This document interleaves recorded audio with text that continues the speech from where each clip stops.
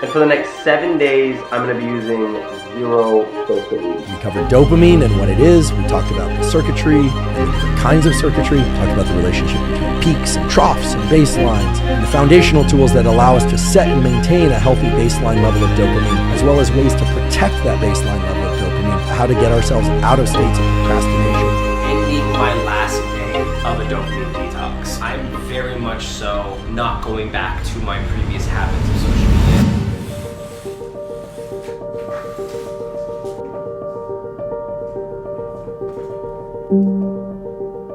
Okay, the blue letters were pointing. It is 7:30 in the morning on Monday, May 15th. And for the next 7 days, I'm gonna be using zero social media.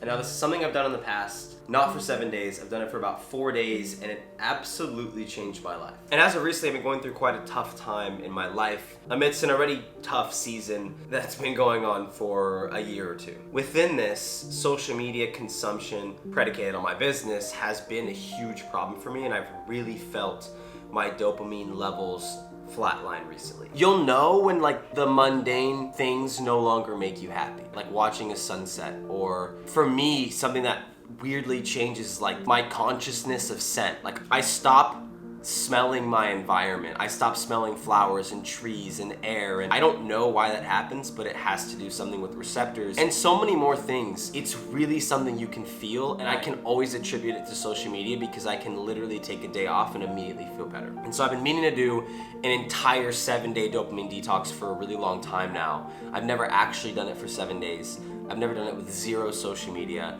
I'm not even gonna be posting. People are gonna think I went ghost, which I am going ghost. We're gonna focus on a lot of exercise, a ton of work, taking care of myself, meditation. It's just gonna be a week of self-care in exchange for all the time I would normally spend scrolling social media or checking social media or posting and then checking my posts and all these things that this week I wanna further understand. And so at the same time, we're gonna be doing research to understand how and why social media consumption and all these other things in our modern day society can just deplete our dopamine levels so much. But first, I need to go on my morning bike ride. Podcast. Most people know that dopamine is involved in pleasure to some extent or another.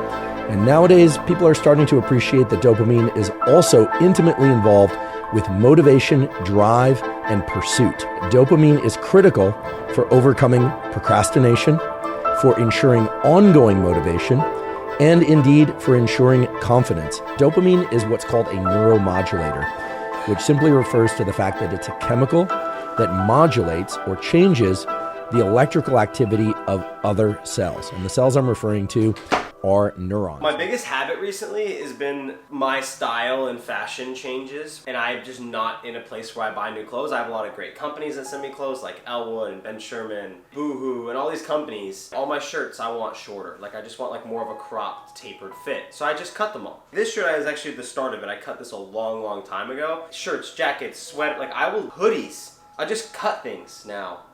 And the other day I was thinking I had these pants that I love, but I hate the way that they're tapered at the bottom, so I'm just gonna cut the bottom off.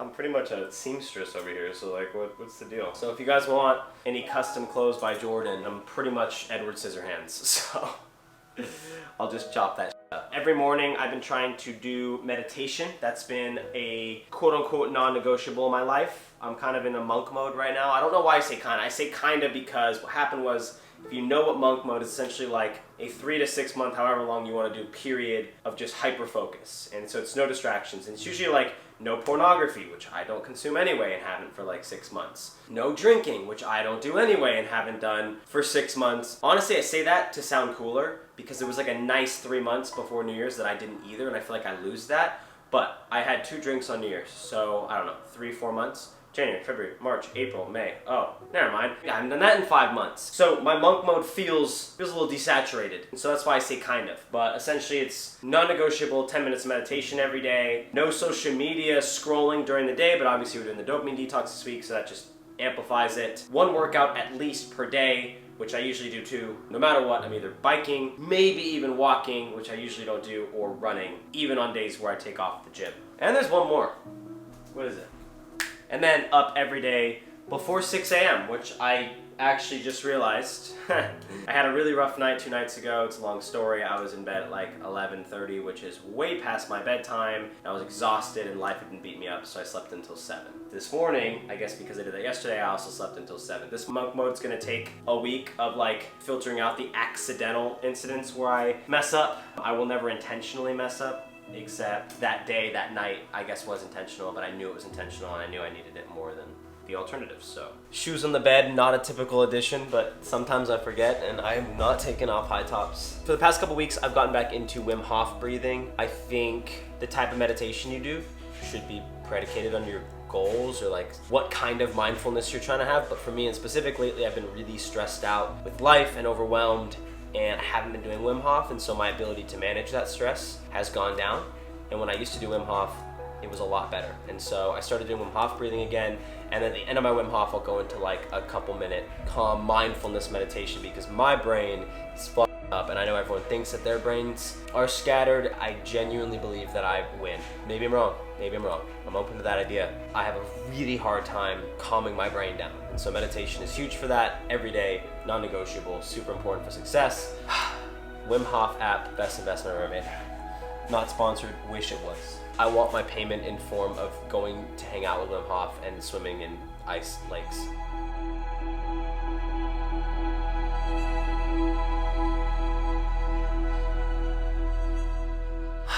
It's 9:45. Everything in my morning routine, besides coffee, is complete. I have beans, but I ran out of milk yesterday, so I gotta go to the store. I'm drinking raw milk right now. I kind of have been in this thing where like I can't get raw milk when I'm out, like at a coffee shop, and there's times where I end up at coffee shops. So it's been kind of something I was battling. I wanted to do raw milk only. There are good effects of the raw milk that will actually transfer over into when you drink the milk that's pasteurized, because now you have the good bacteria in your stomach to process. But I was honestly doing it for other reasons, like skin and like thick mucus that I always have in my throat. That's really gross. That's essentially my morning routine. Bike ride every day. If I don't do a bike ride, I go on a morning run, and then every once in a while I'll just switch it up just to change up my schedule, because I'm very routined and I love my routines, and I know that if I'm gonna love routines and be a routine person, that every once in a while I need to switch it up because I get very attached to them. So sometimes I'll go to the gym in the morning instead of evening. Okay, so correction, I always shower right as I wake up, one shower. It's just I have to shower to wake up, go on my bike ride, then I come home and I shower again. That's like my real shower. I get dressed, I meditate, and I make coffee. And that's like always been my morning routine, so. Coffee. Some people have a greater propensity to pursue things like work or goals in athletics or relationships or a combination of those. Other people, unfortunately, have a greater propensity to pursue things like drugs of abuse. What are drugs of abuse? Drugs of abuse tend to be drugs that increase levels of dopamine to the extent that other types of pursuits in life that are adaptive for us, like work, relationship, school, etc., become irrelevant. The definition of addiction that I use, and that I believe really matches the neurobiology very well, is that addiction is a progressive narrowing of the things that bring us pleasure. So I just filmed a couple short form content videos, conceptual based videos, and I already had my first moment where I felt an inclination to break what we're doing here. And so initially when we were going into this, I was like, I'm gonna go ghost on social media for the whole week. Essentially, I'm not gonna post either, because A, posting is just being on the platform is going to entice me to use it, and B, it'll be a good sign and message to the audience that that's what I was doing when this video comes out. It's like, if you were wondering where I've been this whole time, you're like, where's Jordan? He hasn't posted in 7 days. I've been doing a detox. And I've been going through shit, but it's a good excuse to go through a detox and get some dopamine back into my life. And I just had a moment where I was ready to throw that out the window. I just filmed these videos. I'm like, I'm gonna edit them. I'm like, oh, I wanna throw them up because we should probably throw up content. I'm like, Jordan, just stack content. Just stack a ton of content. It's better to have more content than less content. It's better to get ahead so that you never run out. And this is a good week to just do it. And it's just the fact that I'm so addicted to social media that I already am convincing myself to just trash the original plan in any regard. It might not be to use social media, but it would just still get me on the platform and my eyes can still see, you know what I mean? Weak moment. So we're at Barnes & Noble for 2 reasons. Reason A, well, we need something to pass time because, you know, we spend a lot of time on social media, so now I'm gonna replace some of that with a lot more reading. And 2, we need to find out more about dopamine in this series, so I found a really good book on dopamine that should pertain to this detox. I love this place. Barnes & Noble is the most wonderful place in the world. There might not be a better vibe anywhere. Best ever. I need to read that.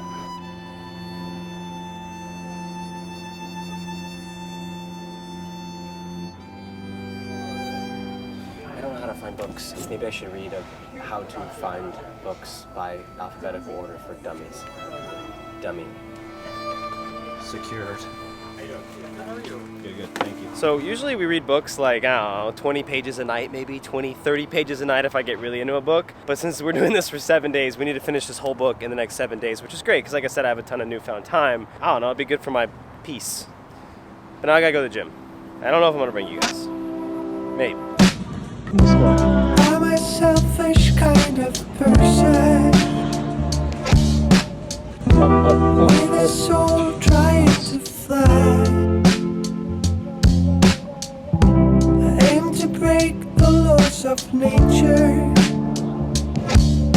and learn to love before I die. What is going on, guys? How are you? So over the course of this 7-day detox, I am gonna get into this book. Now tonight I only had time to read 17 pages until my magnesium kicked in. That's a weird sentence. And I am just exhausted. I don't know if there's a sign of the detox or what. It's 9:30 and I'm so tired. Could be magnesium. I took magnesium for the first time last night. Irrelevant. It slept really good. We'll get more into the book. Tomorrow I plan to read another, 30 pages. I'll try to read 30 to 50 pages a day because we need to finish the book before the detox is over. And that way we can learn more about dopamine as we go along. I am going to be cutting out more things as we go. I do want to cut out caffeine around day 4 or 5 so that we can really feel the full effects. I don't know how much dopamine caffeine gives me. I'm not very addicted to it, even though I'm a massive coffee nerd. I only drink 1 latte a day. And honestly, I'm not a big caffeine fan. I don't drink energy drinks or anything, so I really just drink it because I love the taste and the culture. But we're still gonna do it because it chemically should trigger dopamine, and so I do want to cut it out progressively as we get to the end and see if there's anything else we can cut out. Now before I go to bed, we gotta check my screen time today in general because it has gotta be so low. So the screen time today is just under 3 hours, which is honestly still a lot. Keep in mind, I listened to a 2-hour and 11-minute podcast today, which was absolutely incredible, by the way. It was a super infamous podcast that I've seen tons of clips from, but I've never actually gone back and watched the whole thing. It was Naval Ravikant on Joe Rogan. One of his most successful podcasts. Incredible. If you guys get the chance to check it out, check it out. So 2 hours and 11 minutes of that screen time was from the podcast. So that literally leaves 40 minutes. And those 40 minutes were spent texting in a group chat, and phone calls. That's literally all I did today. Not bad. I don't feel very different today. Normally when I do a dopamine detox, I immediately feel different. So I don't know why it's working a little slower. Probably just the way that I said that, working slower is probably why. I could be overthinking it. We'll see how we feel in the morning. Right. We're going to the library. As if I haven't done enough reading today. I'm also going through a tough time with a lot of personal stuff that's happening that I haven't really mentioned. I definitely am noticing my body fighting back to it a little bit. As much as I do feel good, it also is longing for those quick dopamine fixes that I'm no longer getting my crazy transition. It's right after 6 in the morning. Bad head on my bike ride. I slept really good, for the most part. My sleep was a 7 out of 10. The night before was better, and also I literally started taking magnesium during this detox by chance. So it's gonna kind of alleviate all results of improved sleep from dopamine, but we'll give the credit to the dopamine. It's 80 degrees out. So we got a couple goals today. A, we really need to dip into that book. 30 to 50 pages a day is a lot. That's a lot of pages. That takes a lot of time. Last night I probably spent 25, 30 minutes reading less than 20 pages. It takes me well over a minute to read a page. So I'm gonna make some coffee right now. I got 2 more days left of coffee. I might go for a swim. During this process, I'm also trying to spend more time on myself. Not only do I wanna feel more joy, but I wanna put it to the test. Something as simple as going swimming at Kiki, who obviously used to live here, his new apartment, will feel so much more enjoyable because I'm not so consumed with the little bullshit dopamine. I don't know what I'm saying. My arm hurts. We're going to see my current roommate's other apartment that he also has, but doesn't come stay at my apartment. The best part of this whole thing is that my other roommate, who's not going to be my roommate for that long, used to live in this building, and then the other roommate left the 2 roommates to come to his old roommate's building. You know what I mean? Yeah, you get it. Oh wait, this is so nice, Kiki. What the fuck? Alexa, stop. Wait, guys, Kiki's living lavish out here. Give us the tour. Okay, well, this is the living room. This is where you live. Yeah, this is where I cook. You're such a bachelor. And it's clean. Who would have ever known? I kept it clean so far. It's your guest room or your room? Why is this bed like a triple, this is the biggest bed I've ever seen. Bathroom.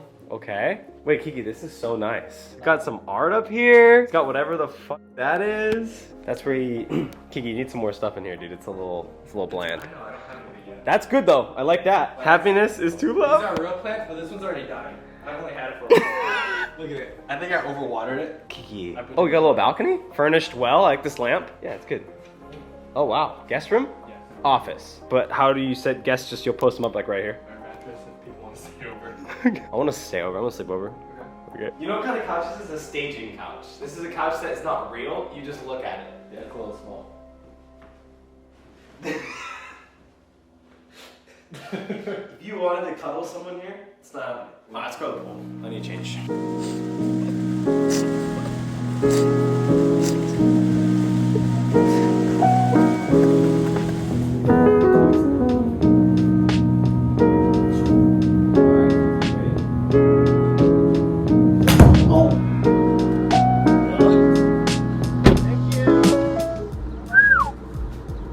Oh, the camera's rolling. Dude, you got pranked. I didn't realize. Did you say anything mean under your breath? No, I said. Imagine he's just looking over. You little bitch.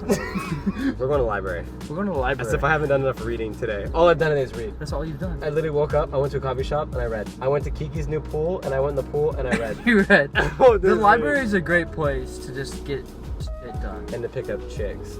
So I'm just kidding. I don't want to go to work. I just want to go home.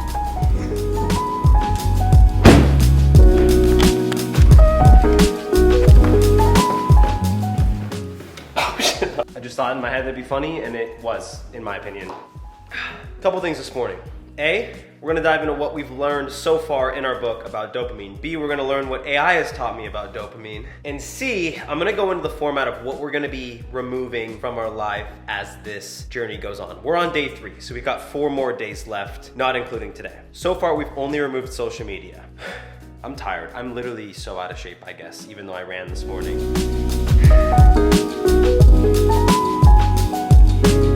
So, kind of had a feeling this would happen, but I usually go on runs if I'm not on my bike, and this morning I was like, I'm gonna go on a walk, a really far walk, but a walk. And then I started running, so I ran back. It's good. I honestly need to get back into running still, so it's like, if I was a completed runner, that'd be fine, but I'm not, so that's good. Now, typically the 2 other things that I would have removed already is alcohol, drugs, and pornography. Those are things that I normally would cut out. And honestly, it's a 7-day span, so like, does your average person drink once every 7 days? Maybe not even, right? Now, the next thing I'm gonna be cutting out is gonna be caffeine, so that we can experience a very dopamine limited day to day. As the entire goal of this detox is to reset those dopamine systems where the little things in life are bringing me enjoyment again. Watching the sunset, going on a walk. As it's day 3, I can already explain, and I will explain, the ways it makes you feel when you stop. I think the biggest thing and the primary focus of this detox is social media. I think social media is the most toxic form of quick fix dopamine, and I think in my life it affects me the worst because I don't have a very dopamine focused life, and I've actually been struggling a lot with it because of ADHD, which is again another thing we will get into. But here's what I've learned so far. Before I get into how this detox has slowly changed the way I feel, the way I'm sleeping, and all these other things, I want to go into the book a little bit. So The Molecule More, I chose that book because it seemed more so appropriate to the detox. It seemed like the information it was going to give was going to help me understand how dopamine works. By the end of the book, be able to relate it to the detox, to understand what it's doing to my body when we eliminate these quick fix dopamine hits out of our life. Now we're about a quarter way through the book. What it's really been focusing on the macro has been addiction, how it affects relationships, and in reality, how the human brain switches between dopamine, which is essentially the molecule that is never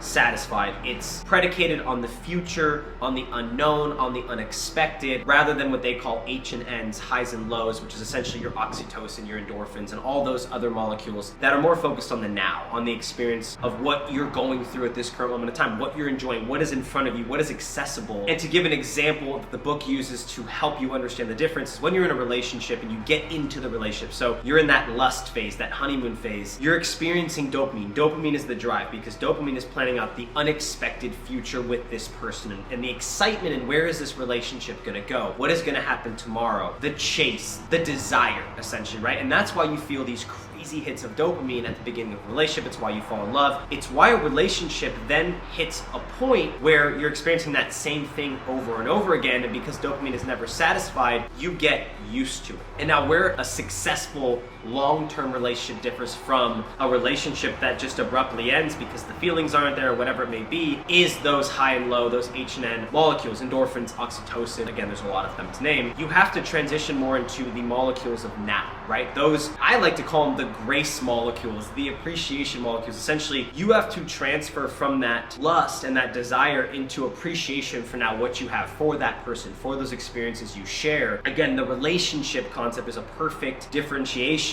between dopamine and those other molecules, because dopamine, like I said, is never satisfied. And so if you get in a relationship and you allow dopamine to operate indefinitely, the relationship will come to an end. Dopamine is both a very powerful molecule for moving you forward, for activating progress. It's also a chemical that wears off after time. If the unexpected becomes the expected, you no longer get those fixes of dopamine. That's why when you go on social media, you have this weird feeling of like, I wonder what is in my notification box. I wonder what this person is doing, is because you find enjoyment in the unexpected. If you knew exactly what they were doing, or if you knew exactly what DMs were in your inbox, you wouldn't get excited to check social. And so when you're in a relationship, it differentiates between dopamine and that point you hit where you've spent so much time with this person, the relationship becomes more predictable, and now you have to take a moment to transfer over to those other hormones where you can appreciate what is happening, your time together, that person's personality, what you guys loved in each other initially. That's where longevity comes, because those are molecules that appreciate what's going on. It's the molecules that make you have fun when you're doing an activity you've done 1,000 times, but you still enjoy doing. So right now I'm really learning the differentiation between dopamine and those other molecules, and really understanding how dopamine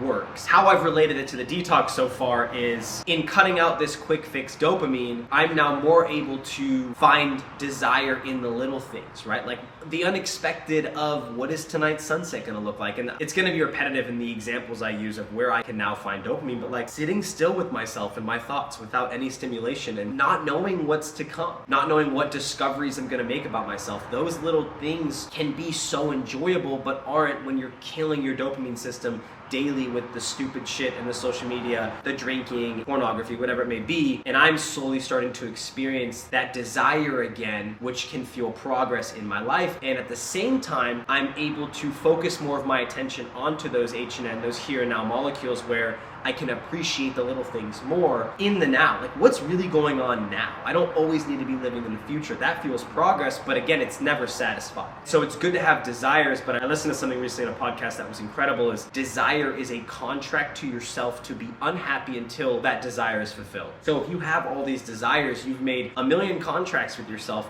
to be unhappy until they're fulfilled. It's not bad to have desire, but keep one main desire in your life, and hopefully keep it passion predicated or fulfillment predicated, where that desire fuels progress, but you're content with everything else going on in your life, because the now is really all that's happening. I'm a fucking scientist. And if we can understand a little bit about how our recent dopamine history, that is, whether or not there is dopamine in our system already, dictates whether or not we are going to feel motivated in the next 5, 10, 15 minutes, hours, days. I actually went shopping today, which is the first time in a very long time. Honestly, this has been the most leisure week of my entire life, which is actually perfect for this experiment, should we call it. I bought some clothes. I never buy clothes. I'm honestly just really enjoying my mood right now. I'm also going through a tough time with a lot of personal stuff that's happening that I haven't really mentioned. And so that's another reason why I thought this was a good week for this. But I'm about to head to the gym right now. I usually have rice cakes with non-fat Greek yogurt before I go, just so I have some carbs in me, not a lot of calories. Very simple. They're just like little cakes. We'll call them Gains cakes.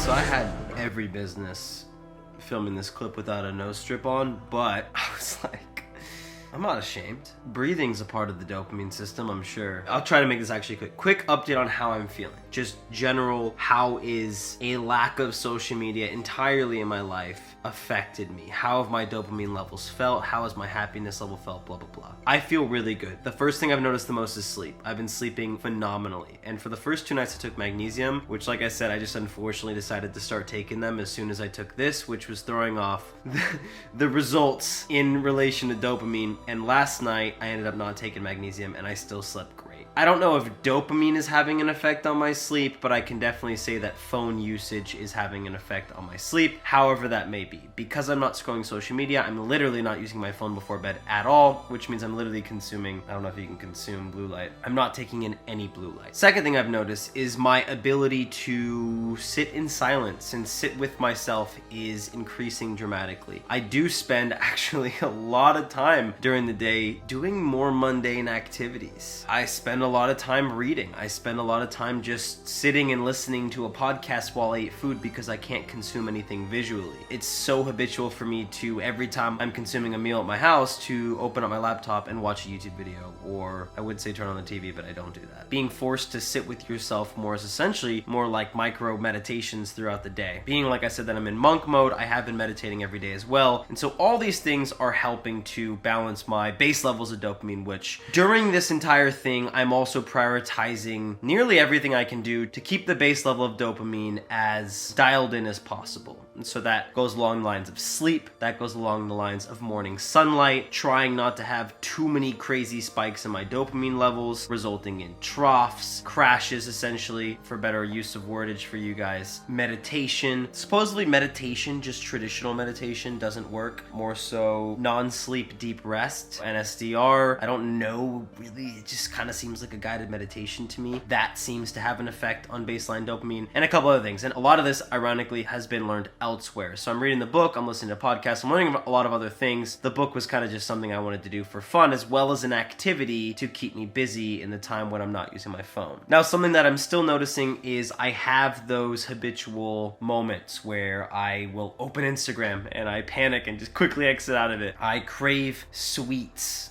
randomly, which is weird. It seems like it's making up for the lack of dopamine I'm getting from my phone. My brain wants sweets, or not necessarily caffeine. And again, these are just theories. I'm not sure if this is actually a relation, but I definitely am noticing my body fighting back to it a little bit. As much as I do feel good, it also is longing for those quick dopamine fixes that I'm no longer giving my body. So tomorrow we cut out caffeine. Tomorrow is Monday, Tuesday, Wednesday. Today, day 4. I actually have no idea what's going on in life. I'm currently really deep in this book. I'm about over halfway, page 120 out of 220. So we've got 100 pages left to read. I'm not going to get a lot of pages in tonight because it's almost 9:30, which is when I'm going to bed, but that doesn't mean we're not going to get some pages in tomorrow.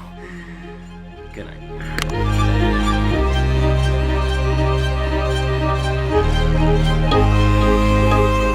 My last day of a dopamine detox. I'm very much so not going back to my previous habits of social media. It is Saturday, May 20th. We started this on Monday, Thursday, Friday, Saturday. This is officially day 6. I actually was under the impression that Monday's the last day, but in reality, since we started Monday, Sunday is the last day, which makes logical sense. Yesterday, I cut out caffeine. I had decaf, which yes, is a tiny bit of caffeine. As of today, we're doing no social media, we're doing no pornography, no drinking, no drugs, which we already do, no caffeine, which we very much so did not already do. I'm not really a sweets person. I'm more of a salty sweet person. The only thing that is a sugar bomb is my morning coffee. Could I have gone without that? Maybe.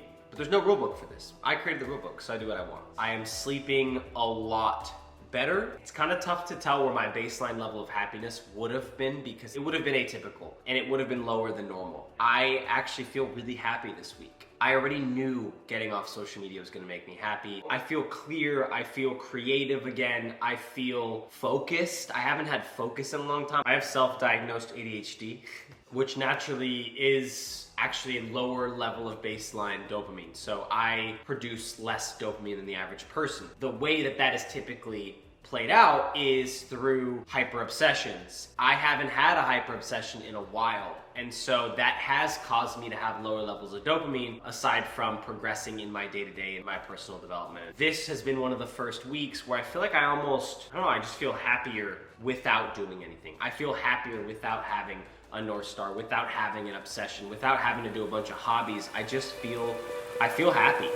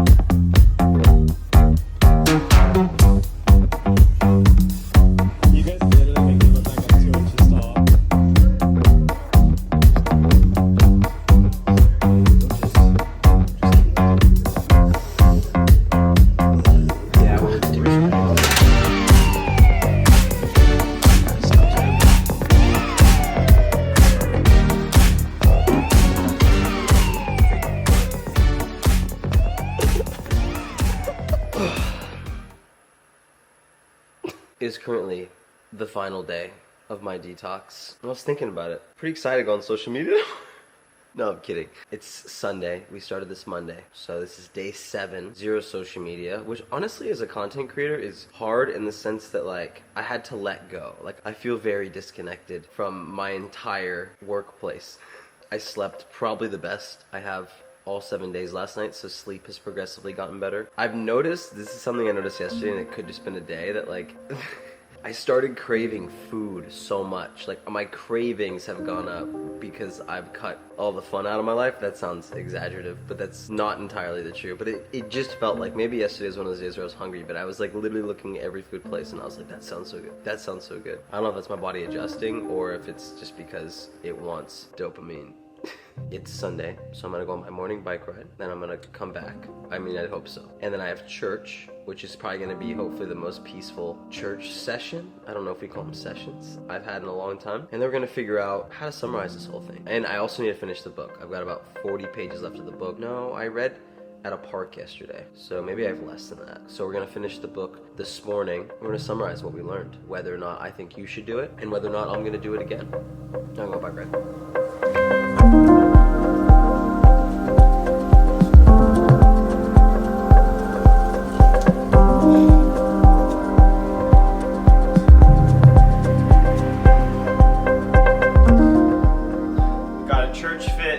Gentlemen, but my camera literally, am I like zoomed in? This is the church fit, you know what I'm saying? Pick this little girl up.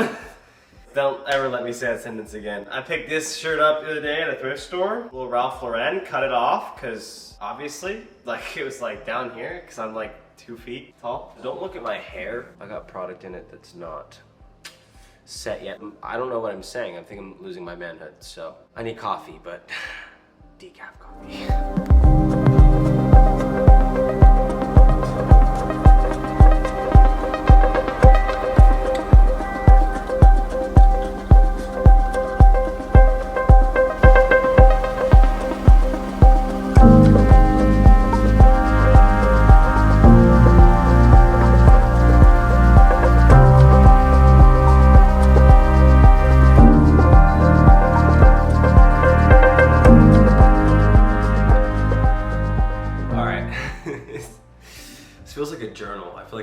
I'm a scientist and I'm in the office journaling. Sun is going down. It is officially ending my last day of a dopamine detox. Tomorrow I'm gonna go through and give a full summary because at that point I will have completed the full detox. But I can tell you right now, do this. If you are accustomed to scrolling through social media, and be honest with yourself, even the slightest bit, you will benefit from just the social media part so much. If you're a regular drinker or you do drugs, obviously you will benefit from this a lot. It also frees up a lot of time, and I think if you're gonna do it knowing that you're gonna free up time, I think it's good to also assign some sort of replacement to that time. So for me, it was reading. I knew that I was gonna have more time, so instead of using my time elsewhere on negative activities, I used it to read a book that was progressive for this video. Obviously for me, it's situational and it's different, but to each their own. And I think that was really beneficial, was realizing how much time I actually spent on my day scrolling social media. I didn't use my phone for much. The only thing that's gonna take up time is I listened to a lot of podcasts and I had a lot of phone calls. I had more time to connect with people, my family and my friends. And I actually spent a lot of time with friends this week. Like I said, I am towards at least what feels like the end of a tough season. And I knew that with this being a necessity in my life, that also I needed to go out and spend time with friends. And I'm very grateful for the friends who spent time with me this week, and it's always a good time. And I made a lot of good memories. This is gonna be my last night of sleep. Tomorrow I actually head out to California, so we'll end this video either in the morning, either en route to California or in California. And that will be my re-entrance to social media. This has also made me realize that I'm very much so not going back to my previous habits of social media. I think this 7 days at least gave me enough time to break those habits, and so now I'm not gonna let them come back. I'm probably gonna start limiting my phone usage to the morning and at night. The goal is honestly that you can get, even as a content creator, and I know that sounds crazy, it depends on what niche you're in, but for me, I don't need to consume much, if any, for the content that I want to make. So for me, it's like I can do everything I need to do on social media for 30 minutes, maybe an hour in the morning and in the evening. And besides that, I have no need to be on my phone. It's really a distraction, and someone like me who has ADHD, it's not a healthy one. I have a lot of knowledge I'm really excited to share with you guys about dopamine this week. It's actually been insane, and I've learned a bunch of other stuff that I will be sharing with you guys in other videos. I'm really in a learning season of my life right now. Like, I'm obsessed with reading, and I'm obsessed with learning, and especially when you don't know exactly what you want to do in your 20s, take the rest of the time to learn. Soak up as much information, even in the general direction of the things you enjoy. For me, it's personal development and bettering myself, and again, health and philosophy and psychology and all these things, but whatever it may be for you, at least you'll have an idea and just gather information, skill stack in that area. It's the best you can do. I don't even know where I was going. So I'll wrap today with this. I had a moment where I was reading my book downstairs by myself, no one was home, and something in the book made me laugh. And then I just got that like contagious giggle, and I just kept laughing by myself for 30 seconds. I have not done that in the longest time. I haven't had the ability to find something that amusing by myself in so long. It feels like laughter is trying to leak out of my body. I cried at church today. I don't even know why. I have no idea why. Was it very public? No. Ashamed to say that I moderately hid it a little bit because crying into church it's intimidating. This is really off topic to the point of the video, but I am very in touch with my emotions this week, and I feel very happy and giddy, and I love it. And I fucking hate what straining your dopamine on a daily basis does to you, and I'm really happy that I took this week. And I do want to shout out Iman Gadzi, an entrepreneur that I followed for a long time, and this was kind of inspired by him. I probably wouldn't have done this if I never saw his Dopamine Detox video. I just wouldn't have never sparked my interest. I actually knew I needed to get off social media. I knew I needed to take a break. I just didn't know I was going to turn it into actually implementing a detox into my life, and let alone documenting it. So if you haven't seen Iman's content, it's phenomenal. I'm a big fan of everything that kid's doing, so I figured give credit where it's due. I'll see you guys tomorrow. I'm gonna sleep so good.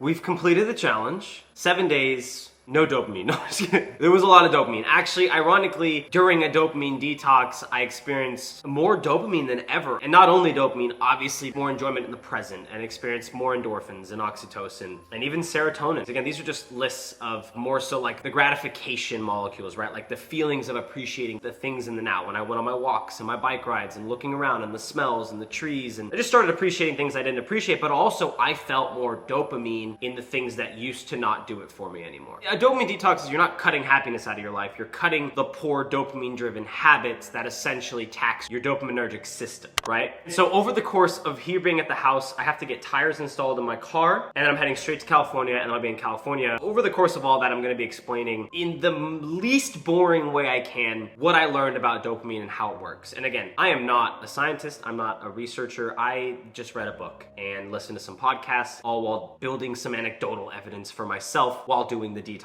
If any of this is wrong, it was at least just my interpretation. So this should help you guys understand. The more you can understand dopamine, the more you can use it in your day-to-day. Dopamine is not good nor bad, but can also be good and bad. It is not one or the other. It has its pros, it has its cons. It's a huge attributor to addiction, but it's also a huge attributor to drive, progress, and success. Like I mentioned before, there's dopamine and there's what they call here and now molecules. What they call, it's what the book was referring to. It's the molecules in your brain that generate your different emotions: happiness, contentment, fulfillment, joy, sadness, being tired. All these things are the here and now molecules. So essentially it's what you're feeling now. It's what's in front of you. It's what's at reach. Dopamine is what isn't at reach. It's ahead of you. It's the future. It typically hasn't happened yet. The most dumbed down form of how dopamine works is like, if I want a sandwich, right? I'm just sitting there and I'm like, oh my God, a sandwich sounds good right now. I get a spike in dopamine, the excitement, the anticipation for this sandwich that I am now going to figure out how to obtain. And then the dopamine drops immediately. And so during its drop back to baseline, sometimes even below baseline, is where my brain and body, typically, if I decide that I am actually going to have a sandwich, if the drive is enough, is going to do what it can to get a sandwich. So I'm going to think about, where do I get a sandwich? What sandwich do I want? How can I obtain this sandwich? And so I could either make one at home or I go to Jersey Mike's, whatever it is. If I decide to go to Jersey Mike's, I'm assuming that Jersey Mike's is open, and I'm assuming that if I get a sandwich at Jersey Mike's, it's going to be as good as I thought it was going to be in that initial spike. And so this is just the process of how one dopamine transaction works. Spike in dopamine,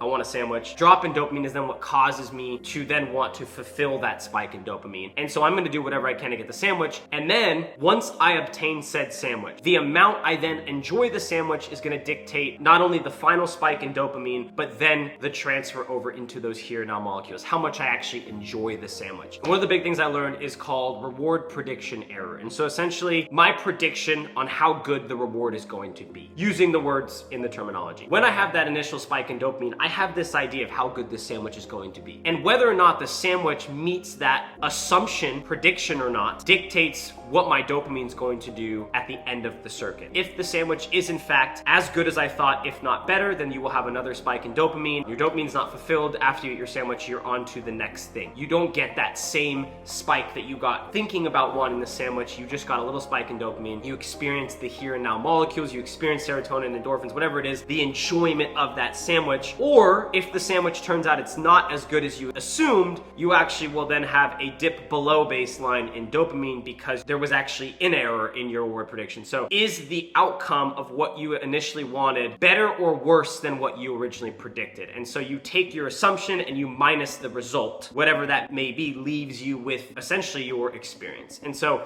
I get that was really nerdy and that took a lot of time, but that is the basis of how dopamine gets you to get things done. So if you want to make $1 million in your head, you're like, if I get $1 million, I will be happy. You get this spike in dopamine, and typically over the longer course of time, I assume that there are multiple spikes in dopamine in the process, because as you take steps closer to obtaining your goal, you are experiencing dopamine in the pursuit. Once you achieve your goal, ironically, you will not experience much dopamine because you will immediately have a dopamine spike related to the next goal, and that will then wait to be fulfilled. You will experience some of the H&M, the here and now molecule experiences, endorphins and such, but it will not typically be what you assume because of reward prediction error. So the sandwich is a small example, but understanding this is helpful to understanding how you can positively use dopamine, setting goals and having a vision for your future, understanding that dopamine is found in the process and not in the acquisition of something, and that transfers over into your gratitude and appreciation, which you also need to have along the lines, because as soon as you have that initial jump in dopamine, it then falls. And so you're creating desire, and desire, something I heard great mentioned by Alex Hormozy, who was referencing someone else, is essentially, like we said, a contract with yourself that you will not be happy until you obtain what you get. And so after that initial spike in dopamine happens, you're typically not happy until you achieve something, unless you are gracious and present in the process or in the pursuit, whereas you can also access dopamine again, and then you can access those here and now molecules. I like to call them like the appreciation molecules, the enjoyment molecules in what's actually happening in your day-to-day, because the future doesn't exist. All that exists is right now. A second from now is merely just an idea.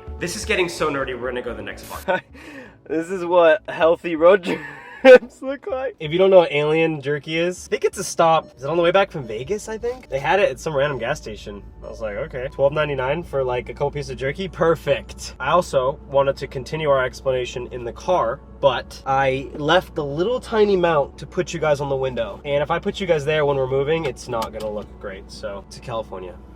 Another massive thing that it talks about in the book is what they call dopaminergic people. So people that are more wired to operate based upon dopamine than the here and now molecules have different tendencies than the other. And science proves that. Whether it's political, you can connect dopamine-driven people to a certain type of politics and vice versa. You can connect dopamine-driven people being more prone to addiction or being more prone to success or being more prone to being creative and vice versa. Too many for me to repeat. You will have a good understanding based upon who you are, of whether you are traditionally at your core a more dopamine driven person or a more present here and now emotion driven person. Knowing what you are is very important so that you can then use it as a tool, or understanding whether you are too much of one or the other can then help you figure out a way to consciously get yourself back to a better balance. Which leads me to the last thing, and I think the most important thing that I read, which also closed out the book, so I think it was more important in nature, was summarizing the entire concept of these two types of molecules that exist on a seesaw. When one is high, the other is low. They do not exist independently of each other, rather so they exist dependently of each other. Dopamine suppresses the here and now molecules, and here and now molecules suppress dopamine. When you have a spike in dopamine, you are most likely not experiencing much of the other molecules, and vice versa. The question being pegged at the end of this book that I read is like, okay, well, what's the ideal setup? What do you strive towards? If there's ways you can control not only like what we did in this detox, my baseline dopamine, but how dopamine drives me and how I can use dopamine as a tool and how I can use the here and now molecules to better stay present and appreciate today today, which is really all we have, then what's ideal, right? What do I strive towards? I'm a very practical person. Like everything else in life, it's balance. And now I'm gonna tell you something really, really cool predicated on this idea, but finding the balance between using dopamine to fuel progress, chasing after your goals while not having too many desires, right? Dopamine is essentially desire. It's something I also heard in a podcast recently that was really interesting, is like, because of what we talked about with desire, it's like, don't have a bunch of desires. Just pick one or two overarching desires that you think will benefit your life and go after those, and all the other desires, just drop them. There's no need to be unhappy because you don't have all these things when unhappiness is a symptom of it. Yeah, we all want success, and maybe we are trading some current happiness now for the future, but that's not always a negative. And so figuring out like, what are the things you really want in life? Use the desire for those to trigger a dopaminergic reaction so that you can put forth the effort and the work and the planning necessary to achieve that, and then everything else, have gratitude for what you have rather than just what you don't.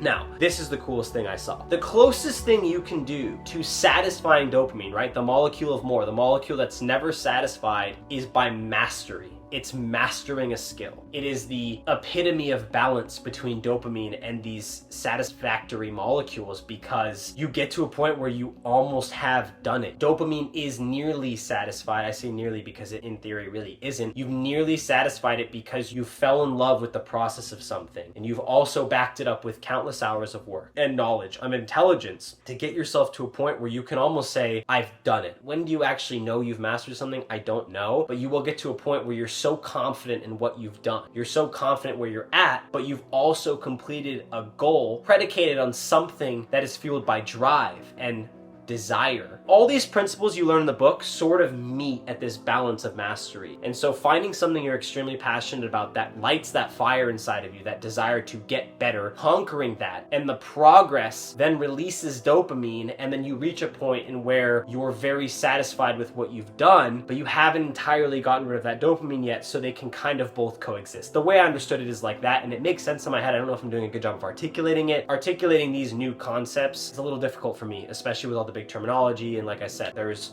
a bunch of other here and now molecules that I can't name, like vasopressin or something like that, and like there's so many of them, whereas dopamine is just one molecule. But you can get a depth on the receptors and different medication that can block receptors or push more dopamine in your system, and all these different things I could talk about and bore you, but you can read the book or listen to Dr. Angie Huberman has a bunch of great podcasts on dopamine, one or two of which I've still yet to consume. I hope this at least shined light on the interest and the awareness of how much dopamine plays into our lives, and how much of this culture we're living in is preying on our dopamine, from marketing to social platforms. I mean, everyone is competing for attention, and dopamine is a very acute way of accessing that in people. Being aware of it to both put up a safety net for yourself on defense, and then on offense, using it as a tool to better your life, and figuring out how to balance the desire for something with actual gratitude for those joyful feelings, the endorphins and the oxytocin and the more satisfactory chemicals in your brain that actually make you feel content and they make you feel good and happy, whereas dopamine is a very roller coaster based emotional circuit